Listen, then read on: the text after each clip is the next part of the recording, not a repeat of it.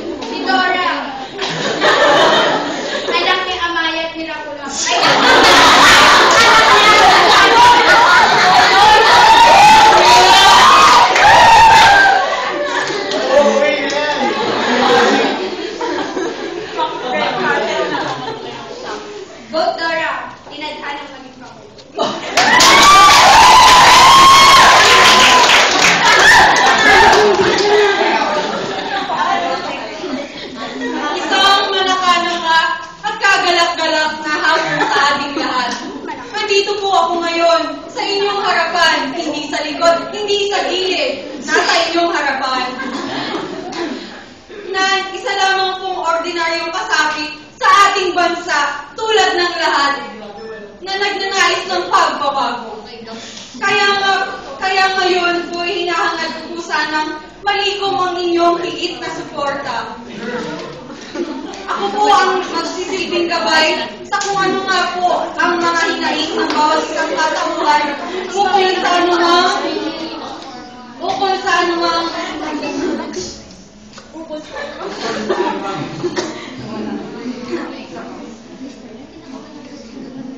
Good or presence of mind. para kay kabubuti ng ating bansa. Wala na po akong ibang hinangad sa buhay kundi ang pagsilbihan ng ating inang bayan. Hindi ko hahayaan. Apihin po tayo ng mga nakakataas. Lahat po tayo ay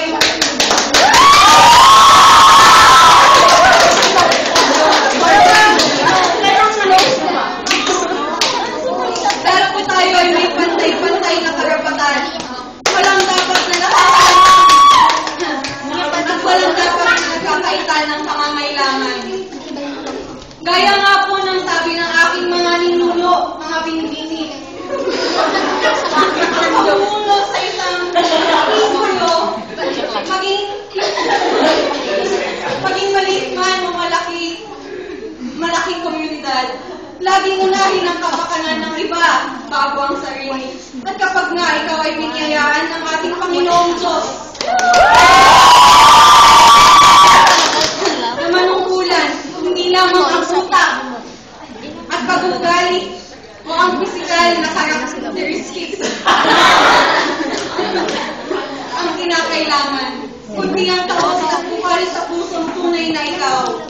Sana po'y magtulungan tayo itaas ang ating bandila at magkaisa sa darating na eleksyon. Yun lamang po, Dora Faye Lapu, MacArthur Luther Aguinaldo Rizal Lingson, Quezon Abad, Macapagal Aquino Bide, para sa Pangulo.